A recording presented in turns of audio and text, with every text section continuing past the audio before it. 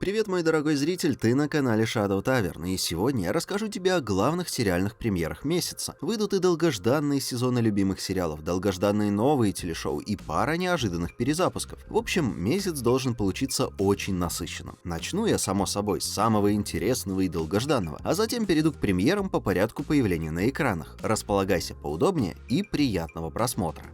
Оби-Ван Кеноби. В новом сериале Дисней по вселенной Звездных войн Юэн Макгрегор вернется к роли Оби-Вана, которую он исполнял в 3 фильмах-приквелах. Действие сериала разворачивается на Татуине через 10 лет после событий мести ситхов и, соответственно, также примерно за 10 лет до Новой Надежды. Целью его пребывания на пустынной планете служит необходимость присматривать за совсем юным Люком Скайуокером, которому уготовано важное место в судьбе далекой-далекой галактики. Из других частей франшизы к работе над новым сериалом также вернулись Хейден Кристенсен, который примерит костюм Дарта Вейдера, Джоэл Эдгертон и Бонни Пис в ролях Оуэна и Беру Ларс. Телешоу будет срежиссировано Деборой Чоу, которая ранее работала над «Мандалорцем». А вот сценарий полностью переписан Джоби Харальдом, который был нанят Дисней после того, как студия забраковала сценарий Хосейна Амини. 2 первых эпизода выйдут сразу, а еще 4 в течение следующих недель. Пока точно неизвестно, станет ли новое дополнение к киноканону мини-сериалом или получит продолжение.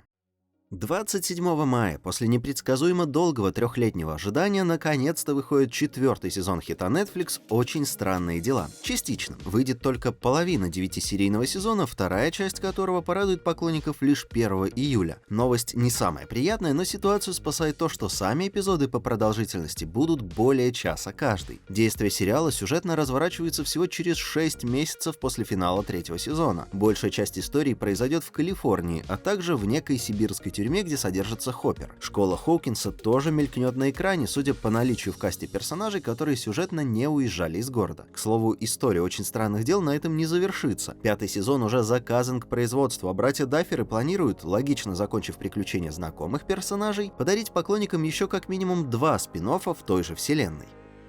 Эссекский змей. ТВ-драма представляет собой адаптацию одноименного романа Сары Перри. События разворачиваются в конце 19 века. Кора Сиборн после смерти мужа решает покинуть Лондон и перебраться в уютную деревушку в графстве Эссекс. Однако выясняется, что уже который день деревня взволнована слухами о мифическом существе – эссекском змее, который, по рассказам местных, обитает в окрестных болотах и питается человеческой плотью. Главную роль исполняет Клэр Дейнс, заменившая первоначальный каст Киру Найтли. Также в сериале появится Том Хиддлстон, Фрэнк Дилейн, Хейли Сквайрс и Клеманс Поэзи. Как обычно, на Apple TV+ в премьерный день выходит 2 эпизода, а затем по одному в неделю. Однозначно стоит ждать и смотреть как минимум за шикарнейший актерский состав, не говоря уже о книге-бестселлере в основе сюжета.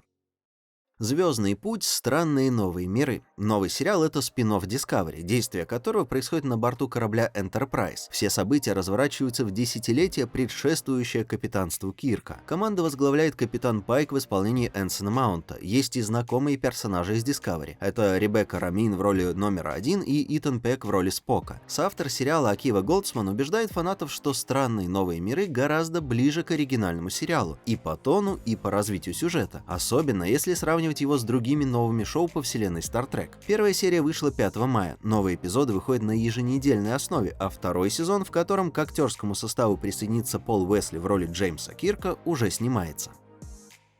Пентаверат. Майк Майерс почти 4 года не появлялся на экранах, а 5 мая решил показаться в новом комедийном мини-сериале для Netflix. Причем известный комик примерил на себя роли журналиста, российского олигарха, правого радиоведущего, технаря и других, аж 8 разных персонажей. Да еще и выступил в качестве сценариста и режиссера, чтобы его присутствие на ТВ наверняка заметили. В центре сюжета оказывается журналист, который уверен, что наткнулся на сюжет всей своей жизни. Обнаружил похожее на иллюминатов тайное сообщество людей, которые веками влияли на мировые события – Пентаверат. В сериале обыгрывается множество клише, знакомых по боевикам и детективам про тайные организации и теневое правительство. А Майерс в присущей ему манере делает происходящие в шоу события безумно насыщенными и очень необычными.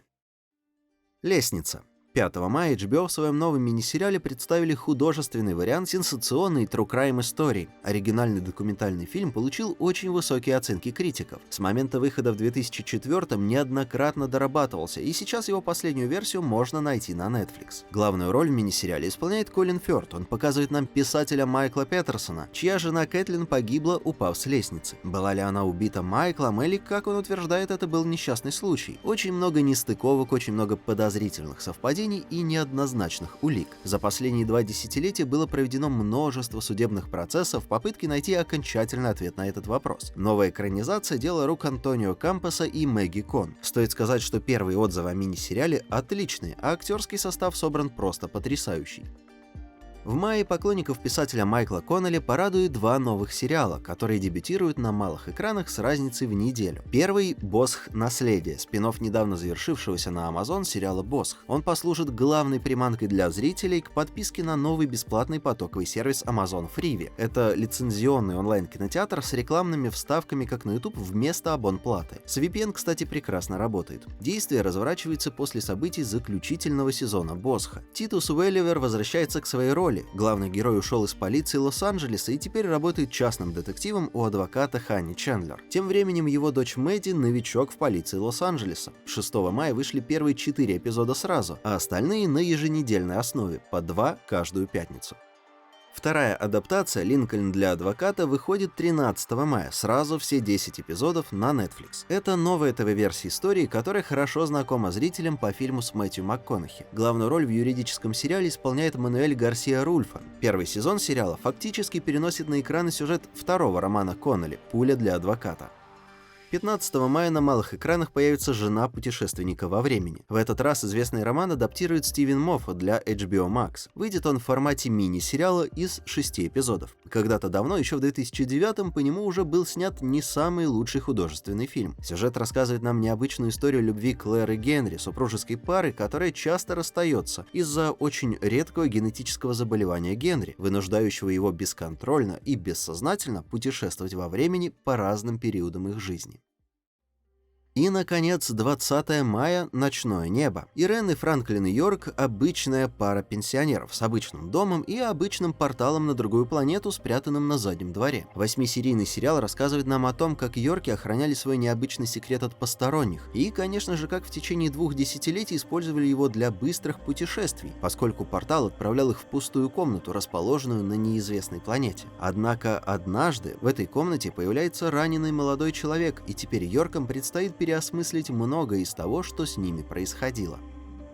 На этом у меня сегодня все. Спасибо за просмотр. Если видео вам понравилось, то не стесняйтесь делиться ссылкой на него со своими друзьями, подписываться на канал и жать на кнопки под плеером. И до встречи в следующем выпуске. Пока!